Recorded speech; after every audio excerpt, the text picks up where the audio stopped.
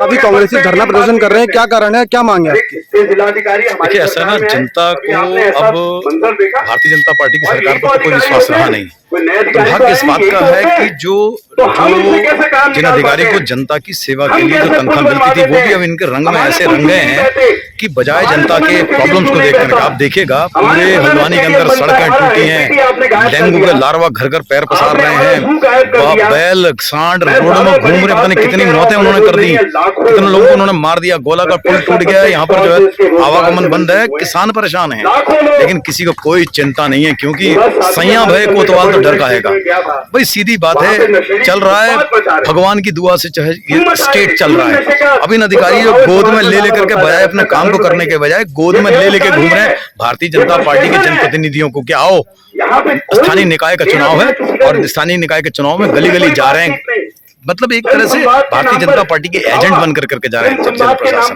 तो आज ये उसी का ये रोष प्रकटीकरण है। ये जो पुल गोला का टूटा, इसकी कोई सुध नहीं है, लेकिन पूरे मोहल्ले भर में रुक घूम रहे हैं क्योंकि उनको तैयारी करानी है।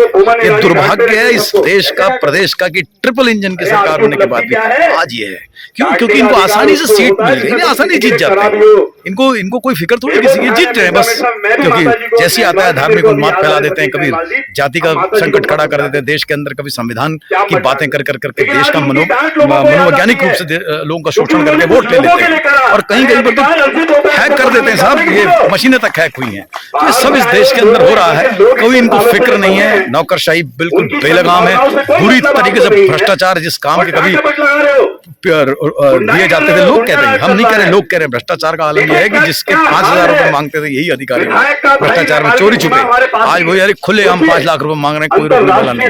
जी आपका नाम? ललित जोशी। जी आपका पद?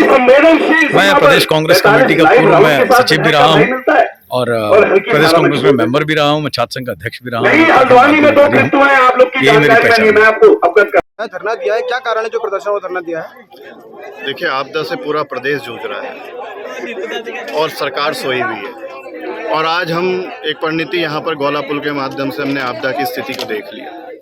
सबसे बड़ा प्रश्न ये उठता है कि जहाँ डबल इंजन की सरकार, जीरो टॉलरेंस की सरकार बड़े बड़े दावे करती है, प्रधानमंत्री जी आते हैं, 2000 करोड़ की घोषणा हो जाती है, कहा जाता है हल्द्वानी को सबसे बड़ा अग्रणी प्रदेश के रूप, हम एक नए शहर के रूप में विकसित कर रहे हैं, यहाँ पर ISBT बनेगा, जू बनेगा, आउटर रिंग रोड बनेगी, एलिफेंट कॉरिडोर होगा, हाई कोर्ट होगा, लेकिन स्थिति यह है कि सामान्य रूप से सड़कों के गड्ढे से लेकर जो सामान्य आम जनमानस की सामरिक आवश्यकता है वो पूरी नहीं हो पा रही। ये पुल हमारे कुमाऊं की लाइफलाइन है। हमारा गोलापार चोरगलिया का संपूर्ण क्षेत्र कृषि प्रधान क्षेत्र है। आज 2022 तक किसानों की आय दुगने करने का वादा करने वाली सरकार की स्थिति ये है कि आज किसान इतना ज़्यादा बदहाल और परेशान है कि उसकी अपनी उपज का मुआवजा तो उसको मिलता ही नहीं है, और जो उनकी फसलें हैं वो भी खेतों पे ही नष्ट हो जा रही हैं। लोग गोला पुल के पास अपनी फसल को फेंक कर जा रहे हैं। हम जब सरकार से लगातार इस बात की मांग, हमारे विपक्ष के नेता सदन में नियम 310 में इस चर्चा को उठाते हैं, तो बड़ा दुर्भाग्य होता है कि सरकार उस चर्चा को स्वीकार नहीं करती है, और जब सरकार पे विपक्ष दबाव बनाता है तो नियम 58 में मात्र आधे घंटे के लिए आपदा पे चर्चा होती है। हमने आज ये मांग रखी है कि गोला पुल का तो जो पुनर्निर्माण इन्होंने करना है, उसको सुधारना है, वो तो सुधारें, लेकिन सामरिक आवश्यकता आज ये है कि जिस तरीके से आवागमन बढ़ रहा है, इसको 4 लेन का इस पे निर्माण करने का काम NH के माध्यम से हो, ये हमने आज मांग रखी है। और हमारी ये सबसे बड़ा आरोप यह है कि आज प्रदेश के अंदर आपदा के नाम पर मात्र पर्यटन देखने को मिलता है। भारतीय जनता पार्टी के जनप्रतिनिधि, भारतीय जनता पार्टी के नुमाइंदे और विभिन्न विभागों के अधिकारी मात्र पर्यटन के रूप में आपदा जहाँ जहाँ आती है वहाँ पर आते हैं, फोटो खिंचाते हैं और चले जाते हैं। उसके साथ साथ सबसे बड़ा हमारा एक आरोप ये भी है कि सबसे बड़ा आरोप यह है कि 10 करोड़ रुपए जो इस पुल पे लगा, जिसकी बंदरबाट हुई, वो आम जनता की गाड़ी कमाई का टैक्स का पैसा था। उस पैसे का जवाबदेही कौन देगा? क्या सरकार उन अधिकारियों के खिलाफ कार्रवाई करेगी? और हमारी एक मांग और है कि जिस तरीके से हमारे इस प्रदेश के अंदर हमको देखने को मिल रहा है, जो भ्रष्टाचार जड़ें अपनी बिल्कुल इस प्रदेश में सरकार में जमा के बैठा है, और अधिकारी भी आपदा के नाम पर सिर्फ अफसर खोज रहे हैं। कहीं अफसर ही इसमें नहीं दिख रहा हो कि आने वाले समय में हमको देखने को मिले फिर करोड़ों रुपए के वारे न्यारे अधिकारियों के माध्यम से सरकार के हो रहे हैं, और वास्तव स्थिति ये हो कि जनता जिस तरीके से परेशान है वो आगे भी परेशान रहे। तो हमारी एक मांग है कि इसका 4 लेन का निर्माण आने वाले समय में सरकार को करना पड़ेगा। कांग्रेस पार्टी, माननीय सुमित्रा जी, प्रेरणा स्रोत, वरिष्ठ हमारे मार्गदर्शक आदरणीय पूर्व स्पीकर, पूर्व मंत्री आदरणीय गोविंद सिंह कुंजवाल जी, हमारे क्षेत्र के विकास पुरुष। अगर हल्द्वानी में लोग कहते हैं कि मेरी स्वर्गवासी माता जी ने कार्य बहुत करा, तो आप इस क्षेत्र में घूम लीजिए, प्रत्यक्ष को प्रमाण की आवश्यकता नहीं है। ऐसे आदरणीय हमारे दुर्गापाल जी के लिए जोरदार ताली।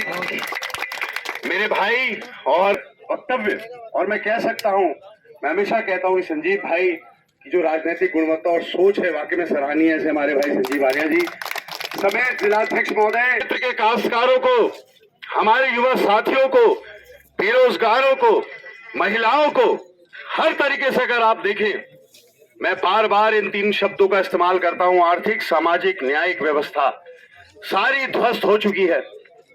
महिलाएं असुरक्षित महसूस कर रही हैं, भ्रष्टाचारियों का राज चल रहा है। अभी आदरणीय गोविंद सिंह कुंजवाल जी ने जो बात बोली वाकई में सत्य है।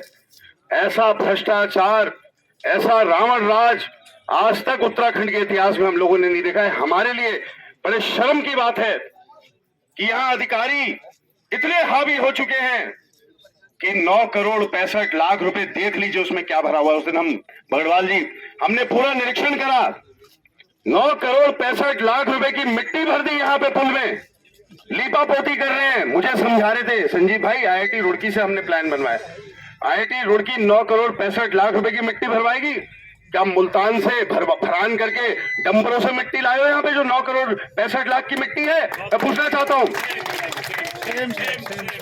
1 करोड़ रुपए का स्टेडियम में कार्य करा, बह गया। सिंचाई विभाग के तो मजे हैं। आपदा आएगी, आपदा में अवसर, जैसे माननीय प्रधानमंत्री जी कहते हैं हर साल आपदा आनी है, ये सबको पता है। उत्तराखंड की भौगोलिक परिस्थिति ऐसी है, ये कोई पहली बारी गौला में इतना पानी नहीं आया या पहली बारी पहाड़ में आपदा नहीं आई है। हर वर्ष कहीं ना कहीं, विशेषतः जो हमारे सीमांत क्षेत्र है वहां पे आपदा आती है। क्या नियोजन है, क्या नियोजन है? चुनाव की चिंता है इन अधिकारियों को। नगर निगम चुनाव के ब्रांड एम्बेसडर बन के घूम रहे भारतीय जनता पार्टी के, उसकी चिंता है। डांटते हो लोगों को। क्या इनकी इतनी हिम्मत हमारी सरकार में कभी होती? मैं आपसे पूछना चाहता हूं, आपने तो सरकार देखी है, कोई आम कार्यकर्ता, कोई अन्य पार्टी का भी जनप्रतिनिधि चले जाए, अधिकारी सम्मान से बात करता था। यहाँ पे डांट डपट हो रही है। प्रिंसिपल के रूम में जा रहे हैं, शैतान बच्चे बनकर जनता, उसकी तरह उनके साथ बर्ताव हो रहा है। ये क्या आप लोग को स्वीकार है? ऐसे अधिकारी आप लोग को स्वीकार है? लोग मूक दर्शक बनकर ये जो अवहेलना हो रही है जनप्रतिनिधियों की, वो भी देख रहे हैं। वरना पता लगता कि जो अधिकारी थे वो उठ के चप्पल ही ना मार देते हमारे जनप्रतिनिधि को। अरे विधायक सबके होते हैं, सम्मान, लेकिन जो पद की गरिमा है उसका संरक्षण करना भी, मैं तो ये मानता हूं, मैं कह भी रहा था किसी से, मेरे साथ अगर ऐसा हुआ होता सत्ता सरकार में या विपक्ष में भी, मैं तो नहीं झेलता, चाहे कोई उसका परिणाम हो। अरे जब मैं अपने पद की गरिमा का संरक्षण नहीं कर पाऊंगा तो उस पद किस काम का है? छोड़ो पद को, छोड़ दो पद को। आप वहां पे मूक दर्शक बनकर बैठे हैं, आपको लेक्चर मिल रहा है, आप लेक्चर सुन रहे हैं। आदत हो गई ना मन की बात सुनने की, रेडियो पे प्रसारण सुनने की, चुपचाप बैठे रहो, सुनते रहो, सुनते रहो, आदत बन जाती है। सही कहा आदरणीय कुंजवाल जी ने, हम लोग भूल गए अपनी ताकत क्षमता को, हम सब इसमें शायद कसूरवार हैं। कांग्रेस कितना बड़ा आंदोलन है, कांग्रेस की सोच है। अरे स्टेडियम ऐसे ही बन गया।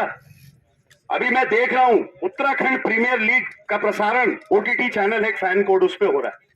मेरा मन खुश भी है, लेकिन मुझे इतनी पीड़ा है कि ये स्टेडियम जो हमारा अंतर्राष्ट्रीय क्रिकेट स्टेडियम है, अगर इसमें भी मैच होते तो पूरे विदेशों में तक नाम जाता हल्द्वानी का अंतर्राष्ट्रीय स्टेडियम। क्षेत्र को अंतर्राष्ट्रीय पहचान दिलाने का काम होता है। इन अधिकारियों के संरक्षण में क्या हुआ, इनकी निगरानी में क्या हुआ, हल्द्वानी की पहचान कैसे बनी? हिंसा हुई यहाँ पे। अगर आप ये वीडियो YouTube पर देख रहे हैं तो हमारे चैनल को सब्सक्राइब करें और बेल आइकन को दबाना ना भूलें। अगर आप Facebook पर ये वीडियो देख रहे हैं तो हमारे पेज को लाइक करें।